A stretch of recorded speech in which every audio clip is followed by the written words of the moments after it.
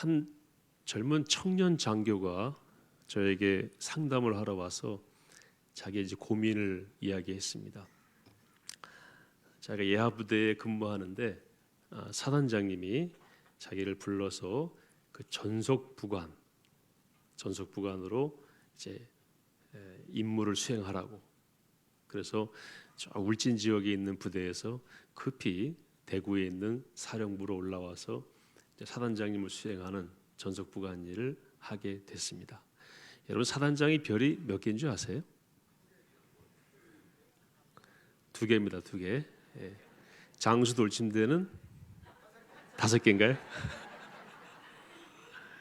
사단장님은 별이 2개인데 양쪽 어깨에 2개, 또 모자에 2개, 겨울에 외투를 입으면 외투에 또 2개, 비가 오면 우위를 입으면 우위에 2개. 별이 되게 많으시죠. 차에도 별 2개. 근데 군대에서 이 별을 다셨다 그러면은 장군이라고 우리가 예우를 하면서 많은 권한과 책임이 함께 주어지게 되는데, 그 중에 하나가 이제 수행하는 전속 부관입니다. 어디든지 따라다니면서 이제 수행 비서 역할을 하죠. 차를 타게 되면 보통 이제 집차일 경우에는 뒷좌석에, 승용차일 경우에는 조수석, 운전석 옆자리 거기 앉아서 바른 자세로 흐트러지면 안 되고 사단장님을 수행해서 운전병과 함께 갈 길을 찾아가는 그런 임무가 아주 기본이죠. 근데 이 친구가 한 일주일 만에 쉽게 말해서 보직 해임이 된 거예요. 사실 사단장님이 이렇게 와서 내 전속부관 해라 그럴 정도면 아주 바르게 군생활하고 장래가 촉망되는 장교인데 보직 해임이 된 겁니다. 그래서 저한테 찾아온 거예요. 목사님, 좀 어떻게 내 고민을 좀 들어달라고. 본인이 얘기를 해요. 제가 사단장님을 수행해서 예하 부대를 갈 때 한 2번 정도 졸았습니다. 그러더라고요. 앞자리에 앉아가지고. 제가 그 사단장님을 잘 아는데 인품이 굉장히 훌륭하신 분이에요. 우리 교회 나오시는 집사님이셨죠. 그래서 이유를 알았어요. 한두 번도 아니고 여러 번 졸았으면은 안 되겠다. 왜냐하면 누군가를 모시는 분은 그분을 바라보기도 해야 되지만 그분이 바라보는 곳을 함께 봐야 됩니다. 그걸 보지 않고 잤다. 그냥 가라. 그 자리에서 내려오게 한 것입니다. 굉장히 중요한 교훈이 여기 있습니다. 저는 한 청년 장교의 개인의 스토리를 우리가 여기서 이야기하자는 것이 아닙니다. 지휘관을 바라봐야 됩니다. 그것만큼 중요한 것이 무엇입니까? 지휘관이 바라보는 곳을 함께 바라봐야 됩니다. 우리가 예수님을 믿은 다음에 예수님의 자녀가 되었습니다. 또 우리 잘 쓰는 표현으로 예수님의 뭐가 되었습니까? 제자가 되었고, 오늘 이 청년 장교 입장에서 볼 때 예수님의 전속 부관이 되었습니다. 우리 그분을 모시고 다니고 그분 때문에 여기까지 왔습니다. 우리의 시선이 어디를 향해야 됩니까? 예수님이 바라보시는 곳을 바라봐야 되는 것입니다. 물론 예수님도 바라봐야죠. 예수님만 계속 바라보시면 예수님이 그만 봐라 이제. 내가 어디를 바라보는지, 내 관심이 어디에 있는지 거기를 같이 좀 봐주면 안 되겠냐. 이렇게 말씀하신 그런 요구들이 성경에 굉장히 많이 나옵니다.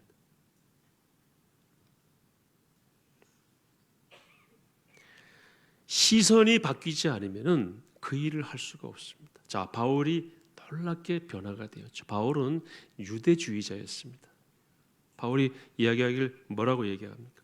나는 8일 만에 할례를 받고 이스라엘 족속이요 베냐민 지파요 히브리인 중에 히브리인이요 율법으로는 바리새인이요 율법으로는 흠이 없는 자다. 바울은 관점이 딱 유대주의적 관점이었어요. 그리고 이방인은 사람 취급도 하지 않았습니다. 열심으로는 교회를 핍박하고 율법의 의로는 흠이 없는 자라. 그러나 빌립보서 3장 5절 이하에 나오는 말씀이에요. 그러나 무엇이든지 내게 유익하던 것을 내가 그리스도를 위하여 다 해로 여길 뿐더러 모든 것을 해로 여김은 또 모든 것을 배설물로 여김은 그리스도를 얻고 또 그 안에서 발견되려 함이라. 바울이 모든 걸 가졌어요. 바울은 그 당시에 가말리엘이라고 하는 최고 선생님의 수제자였습니다. 바울이 얘기하죠. 나는 가말리엘의 문화생이었다고. 가말리엘 선생님은 성경에도 나오지만은 다른 문서에 보게 되면은 동네를 지나가면 사람들이 다 그 앞에 머리를 숙였다고 그랬어요. 그분의 말씀이 어떤 면에서는 곧 율법의 최고의 권위 있는 가르침이었습니다. 그분에게서 배웠어요. 아주 율법주의자, 유대주의자 그런 관점을 딱 가지고 있었는데 예수님 믿고 나서 그 모든 것을 다 어떻게 했다고요? 배설물로 여긴다. 왜냐하면은 예수 그리스도를 얻었기 때문에 완전히 바뀌었다. 이런 얘기예요. 바울이 예수님 만나고 나서 그 다메섹, 지금의 시리아의 다마스커스죠. 거기 가서 교회를 막 핍박하려고 갔다가 거기서 예수님 만나잖아요. 가는 길에 예수님 만나가지고 3일 동안 뭐가 됩니까? 장님이 돼. 못 봐요. 3일 동안. 그때 예수님께서 아나니아라고 하는 제자가 있었어요. 성경에 이렇게 나와요. 신실한 제자 아나니아를 예수님이 환상 가운데 불러서 명령하십니다. 저 어느 동네에 가면은 바울이라고 하는 사람이 있는데 그에게 가서 기도해주고 눈을 좀 뜨게 해라. 근데 이 아나니아가 재밌는 말을 합니다. 예수님, 내가 이 사람에 대해서 여러 사람에게 들었는데요. 그가 예루살렘에서 주의 성도들에게 주님의 제자들에게 적지 않은 해를 끼쳤다 하던데요. 이렇게 얘기를 하는 거예요. 가야 되겠습니까? 예수님께서 가라. 이 사람은 내 이름을 이방인과 임금들과 이스라엘 자손들에게 전하기 위하여 택한 나의 그릇이다. 예수님의 시선은 바울을 어떻게 쓰시겠다는 겁니까? 이방인을 위해서, 임금들을 위해서 내가 쓰겠다. 가라. 그래서 바울이 아나니아를 만나서 성경에 보면 바울이 3일 동안 침묵하며 기도했다고 그랬어요. 그러니까 그 인생이 지금 그 3일 동안 막 바뀌는 거예요. 엄청난 충격을 경험했죠. 자기가 죽이려고 했던 사람들이 믿는 예수님이 자기 앞에 나타나가지고 빛 가운데 나타나서 말씀하시는 거예요. 네가 왜 나를 핍박하느냐. 우리도 그런 경험 있죠. 내가 누구를 되게 욕하고 미워했는데 갑자기 어디서 만났어요. 만나가지고 조용히 있으면 괜찮은데 왜 내 욕하고 다녀? 그러면은 아유 참 난감하잖아요. 근데 바울이 경험한 그 충격은 말할 수가 없는 충격이었고 그래서 눈이 안 보이게 됐어요. 볼 수가 없었습니다. 대신에 뭐 하게 된 것입니까? 기도하면서 침묵하면서 자기를 돌아보게 된 거죠. 인간이 한 것이 아니고 성령께서 지금 그 안에서 영적인 변화를 일으키시는 거예요. 일으킨 결과로 나온 고백이 아까 그겁니다. 내가 베냐민 지파였고 난지 8일 만에 할례를 받았고 히브리인 중에 히브리인이고 율법으로는 바리새인이고 흠이 없지만 다 그거 뭐로 여긴다고요? 배설물로 여긴다. 뭐가 바뀌었습니까? 시야가 바뀐 겁니다. 3일간 바울은 새로운 사람이 되는 변화를 경험을 했습니다. 그러고 보니까 베드로도 비슷한 경우가 있더라고요. 베드로도 그 욥바라고 하는 곳에서 이렇게 지내는데 환상 가운데 뭘 봤습니까? 10장에 사도행전 10장에 나오죠. 그 위에서 보자기 같은 곳에 뭐 이렇게 짐승들이 쌓여서 내려오는 성경에 보니까 날짐승과 들짐승이에요. 그 베드로 이렇게 봤죠.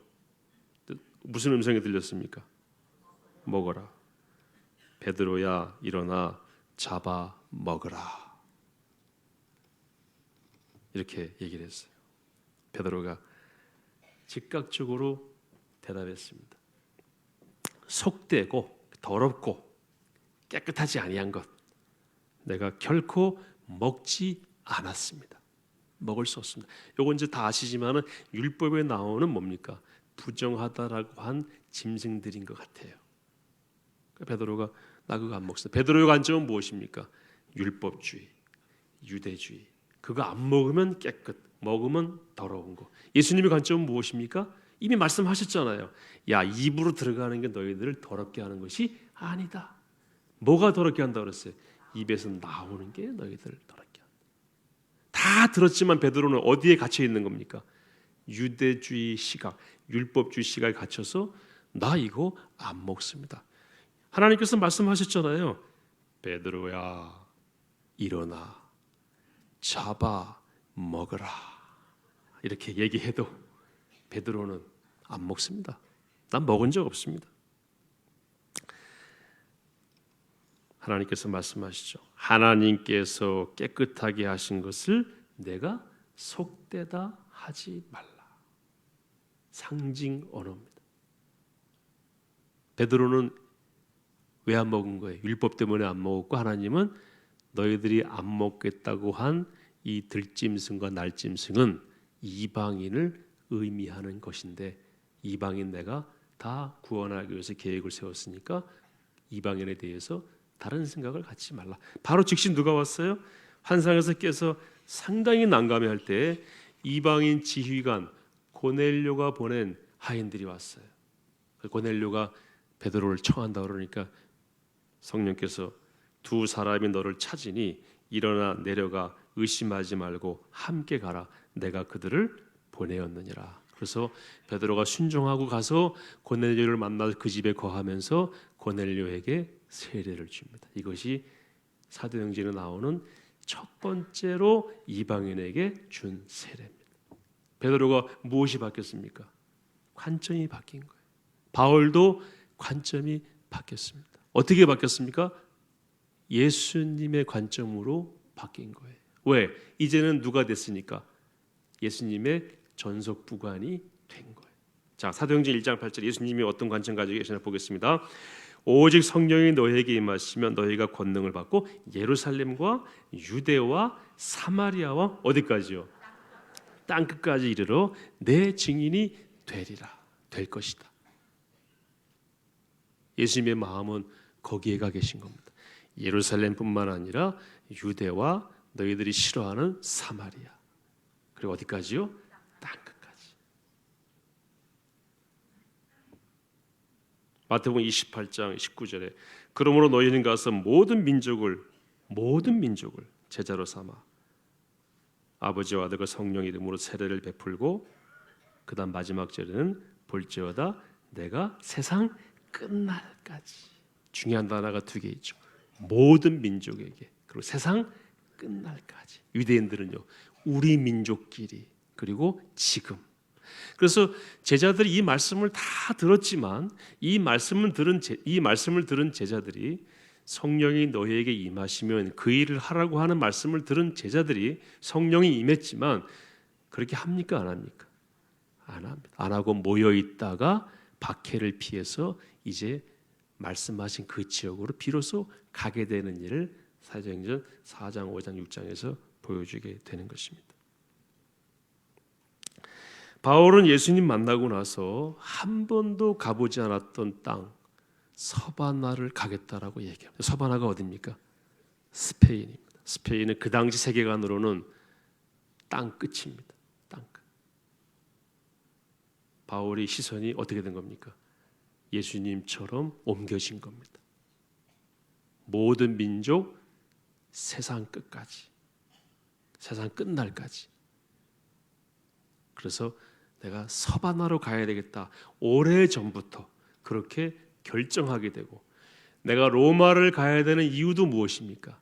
로마를 거쳐서 로마에 있는 그리스도인들이 나를 어디로 보내주기를 바래서 서바나로 보내주기를 바래서 하는 목표를 세우게 됩니다. 우리가 예수님을 믿게 되면은요, 제일 먼저 관점이 달라집니다. 예수님이 어디를 보시는가에 대해서 관심을 갖게 되고 예수님의 마음이 어디에 머물러 있는가에 마음이 가 있게 되는 것입니다. 우리가 다 그렇게 될 수 있기를 바랍니다. 그렇게 하지 않으면 어떻게 됩니까? 아까 그 보직해임 당한 장교 어떻게 됐습니까? 그 자리에서 내려왔습니다. 그 장교가 이 설교를 들으면 저 이해할 거예요. 나중에 다 좋아졌습니다. 그런데요, 이 스페인이 어디냐면요, 여러분 구약 성경에 요나라고 하는 사람 아시죠? 하나님께서 요나에게 어디로 가라고 그러셨습니까? 니누에는 요나가 있는 곳에서 동쪽입니다. 근데 그걸 피해서 간 곳이 어디죠? 다시스는 서쪽이에요. 동문서답한 거예요. 다시스가 바로 스페인입니다. 같은 지명이에요. 재밌죠? 지금 요나는 하나님의 여호와의 낯을 피하여 도망지로 선택한 곳이 스페인이고, 바울은 예수님 만나가지고 도망지가 아니라 사역지로 택한 것이 스페인이 되었어요. 어떤 땅도 예수님을 만났느냐 만나지 않았냐에 따라서 도망지가 될 수도 있고 사역지가 될 수도 있습니다.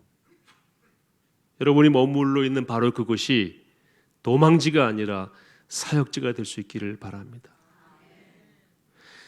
병사들이 군에 올 때 대체로 이런 표현은 우리가 써야 되지 않습니다만 그냥 편하게 한번 써보겠습니다. 나 군대 끌려왔다 그렇게 생각하는 병사들이 일부 있습니다. 다시스로 생각하는 거예요. 사명 가진 병사들은요, 서바나로 생각합니다. 제가 실제로 봤어요. 지역에서 근무를 쓰는 한 병사가 중얼중얼해요. 그래서 얘가 또 정신이 이상한가 해서 왜 그러냐 그랬더니 자기 앞에 있는 그 지역이 자기가 대학에서 CCC라고 하는 기독교 선교단체에 있을 때 자기에게 할당된 북한 지역에 기도하는 지역이었대요. 근데 배치받아가지고 와서 보니까 자기 눈앞에 지금 그 지역이 있다는 거예요. 그래서 매번 근무하러 올라올 때마다 그 지역으로 근무하는 겁니까? 기도하는 거예요. 어디가 됐습니까?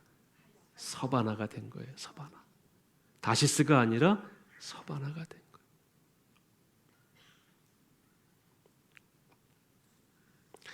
예수님은 우리가 도피처에 있기를 원치 않으시고 우리가 있는 곳이 도전의 장소인 서바나가 되기를 원하십니다. 그런 관점으로 오늘 우리에게 주어진 어떤 위치이든지 그렇게 생각하고 충성할 수 있기를 바랍니다. 제가 고3 때 예수님을 영접하고 가장 먼저 달라진 것이 무엇이었냐면요, 이 구원에 대한 문제였어요. 야, 어떻게 하면 더 많은 사람을 구원할 수 있을까? 우리 누나한테도 전도하고 저희 아버지한테도 전도하고. 왜냐하면 제가 교회를 초등학교 들어가기 전부터 다녔는데 고등학교 3학년 될 때까지 중학교 때 세례도 받았는데 결국 알고 보니까 복음을 제대로 전해받기 전까지는 잘 몰랐던 거예요. 그래서 우리 누나도 나랑 같은 거 아닌가 해서 누나한테도 전도하고 그러다가 혼났죠. 자기는 다 알고 있는데 딴 데 가서 하라고. 저희 아버지한테도 전도했어요. 그 아버지가 고마워하시더라고요. 당신은 예수 믿고 영접하셨지만 달라진 겁니다. 오직 어떻게 하면은 더 많은 사람을 전도할 수 있을까? 그러니까 성경 읽으면서 전도에 필요한 구절들을 성경 앞쪽에 흰 종이를 붙여놓고 거기다 다 적어놓고요. 왜냐하면 쉽게 빨리빨리 얘기를 해줘야 되니까. 제가 신학대학 가서도 전도 많이 했습니다. 남자들은 거의 대부분이 예수님을 영접하고 신학교에 왔는데요. 여자 자매들은, 여학생들은 간간히 좀 그 부분이 부족한 자매들이 있더라고요. 전도 많이 했습니다. 그리고 1학년 여름방학 때 낙도에 전도하러 가고. 왜냐하면 한 사람이라도 구해야 되니까. 그 전도하러 저희가 마을을 돌아다니다가요, 젊은 청년들하고 나이 드신 어르신이 있으면 누구한테 먼저 전도했겠습니까? 왜요? 돌아가시기 전에 예수님 믿어야 돼. 그 지나가다가 어르신들이 그물 같은 걸 깃고 그러시면요, 급하게 들어갔어요. 야, 우리 여기 들어가자.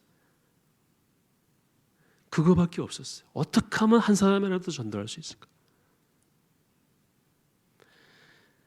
그 얘기 들어보니까 전도하려면 군대 가면 최고라고 그러더라고요. 군목으로 가면 그럼 군목으로 가야지.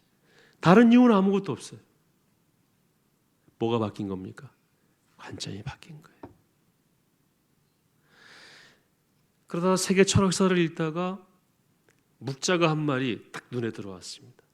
어떤 철학이든지 이것이 제대로 역할을 하려면 세 가지가 충족이 되어 있어야 된다. 첫째는 이론적 기초가 견고해야 되고, 두 번째는 비판에 견딜 수 있어야 되고, 세 번째는 실천력이 있어야 된다.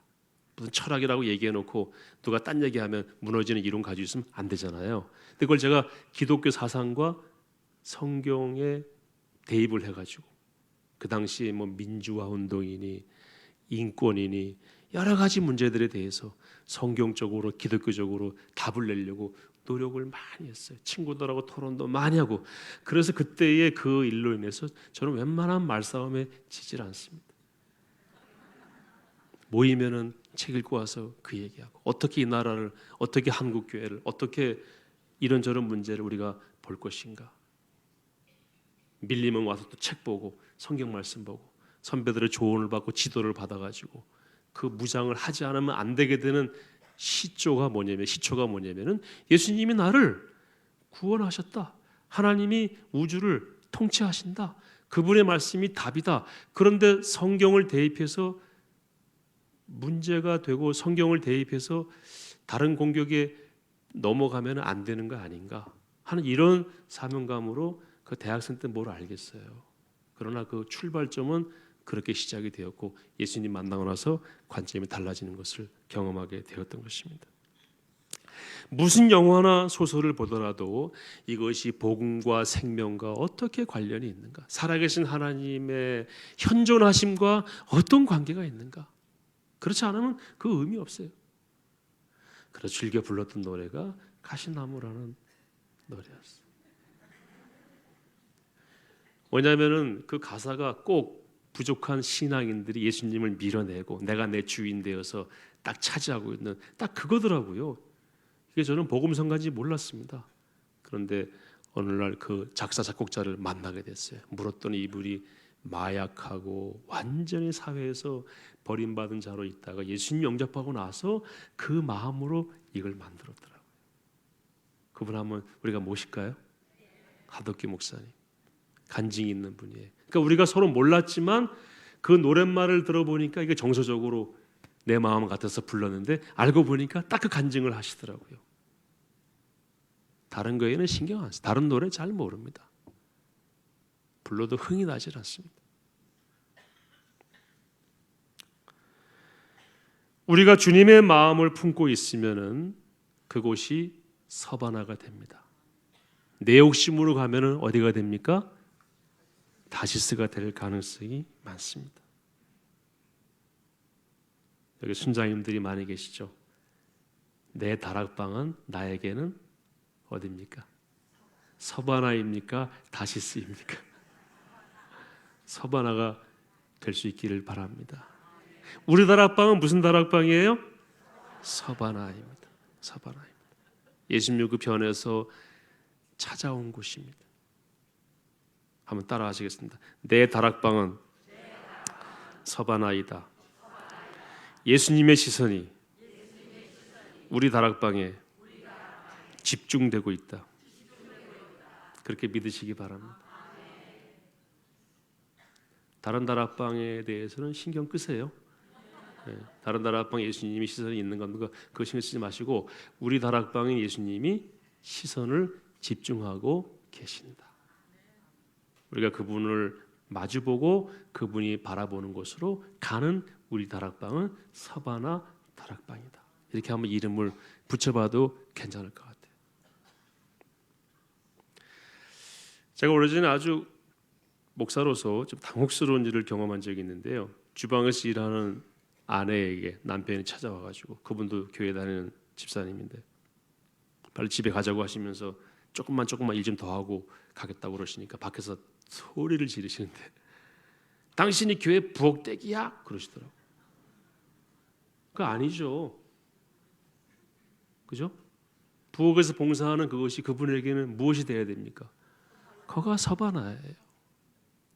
주님이 시선이 거기에 있고 부엌에서 일을 함으로써 거기서 만드는 음식이나 거기서 만든 이런 모든 것들이 병사들에게 위로가 되고 그것을 통해서 예수님의 사랑을 얻게 되면 그 주님이 원하시는 거거든요. 건강하니까 또 환경이 주어져 있으니까. 근데 부엌대기라고 혼을 내시는 걸 보고 제가 굉장히 불쾌했던 적이 있었습니다.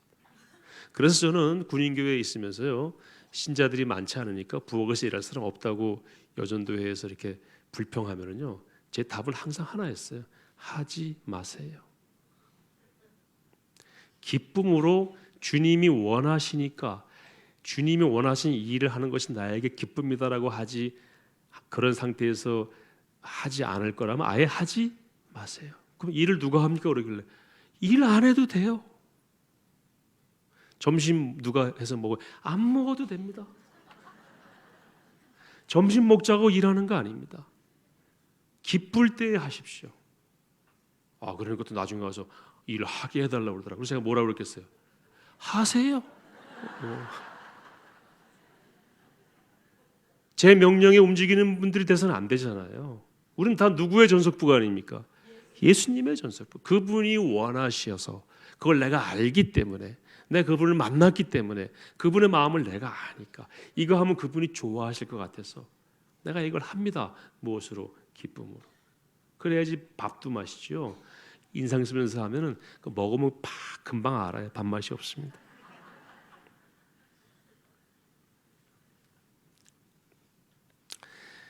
마당을 쓸어도 어떤 분은 내가 지구에 모퉁이를 쓴다 이렇게 생각하고 쓰는 분이 계시다고 그러죠.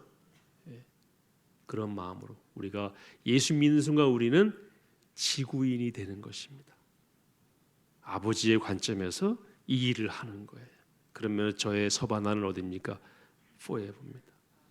이재관 목사님의 서바나도 여기입니다. 중요한 거 두 가지 말씀드리고 말씀을 맺겠습니다. 자, 중요한 거 첫 번째, 바울이 서바나를 그렇게 가고 싶어 했는데 갔을까요? 못 갔을까요? 성경에는 없습니다. 다른 기록에도 갔다라고 하는 기록이 있다고 하는데 믿을 수는 없다. 왜냐하면 서바나 쪽에 흔적이 없어요. 바울은 못 간 것 같아요. 그런데 왜 아까 간다고 그랬어요? 그건 중요한 게 아닙니다. 예수님의 관점을 품고 나는 그곳으로 가고 싶다. 이 자체가 중요하다는 것입니다. 내가 무슨 일을 이루었다, 이루지 않았다, 그건 중요하지가 않다는 거예요. 밥을 해서 먹었느냐, 먹지 않았느냐는 중요하지가 않다는 거예요. 그러면 여러분 가장 중요한 것은 무엇이냐? 예수님의 마음으로 예수님의 시선을 내가 품는 그 자체가 가장 중요하다는 것입니다. 그럼 우리가 할 수 있겠죠?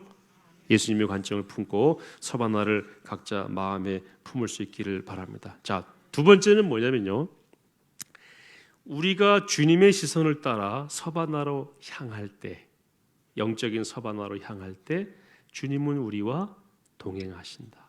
여러 약속이 있습니다. 그래서 우리는 결코 외롭지가 않습니다. 우리 그리스도인이 가장 강할 때가 언제인 줄 아세요? 가장 강할 때는요, 이제 아무도 없구나 내 주변에, 예수님밖에 없구나라고 할 때 가장 강합니다. 저는 그거 여러 번 체험했어요. 제 주변에 수천 명이 있어도 그게 강하게 만들지 않습니다. 오히려 다 떠나가고 아무도 없을 때, 그런데 예수님이 내 마음속에 계신다, 예수님이 나와 함께 하신다라고 할 때에는 전혀 두렵지가 않습니다. 다윗이 뭐라고 그랬습니까?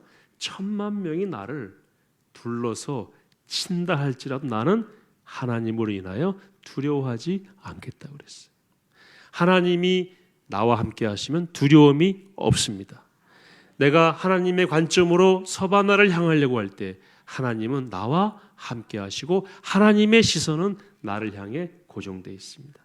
이 사실을 믿으시기 바랍니다. 문제는 무엇입니까? 우리가 그 길 위에 있지 않다는 게 문제예요. 이 내 인생은 내 것이라고 하고 다시스로 자꾸 가다 보니까 모든 게 다 두렵습니다. 배 밑에 들어가도 두려워요. 그런데 나는 지금 주님의 시선을 따라서 주님의 관점과 관심을 따라서 서바나를 향해 가고 있다. 이건 주님의 일이다 라고 하면은 아무것도 두렵지가 않습니다. 쉰들러의 리스트 영화 다 보셨죠? 그 영화 흑백입니까? 칼라입니까? 흑백인데요. 시작할 때 맨 앞에 칼라 한 장면이 나오죠. 기억나세요? 우리 미라자매 기억나요? 젊은 사람이 기억이 안 나면 어떡해? 빨간 옷 입은 한 10살 미만의 원피스를 입은 꼬마 아이가 딱 보여요. 걔만 칼라로 처리합니다. 저는 그 영화를 여러 번 봤는데 볼 때마다 그런 생각이 들어요. 딱 돋보이잖아요. 흑백인데 그 아이만 나중에 그 아이가 죽죠. 죽는 모습으로 나오는 걸 나중에 보여주기 위해서 영화 시작에 그 아이를 칼라로 보여줍니다. 저는 그 영화를 생각할 때마다 볼 때마다 하나님께서 보실 때 하나님의 자녀인 우리는 이 세상에서 칼라로 보이는 겁니다. 눈에 띄입니다. 아멘이세요? 저는 그렇게 생각해요. 제가 돌아다니지 않은 하나님이 저를 딱 보신다고 생각해요.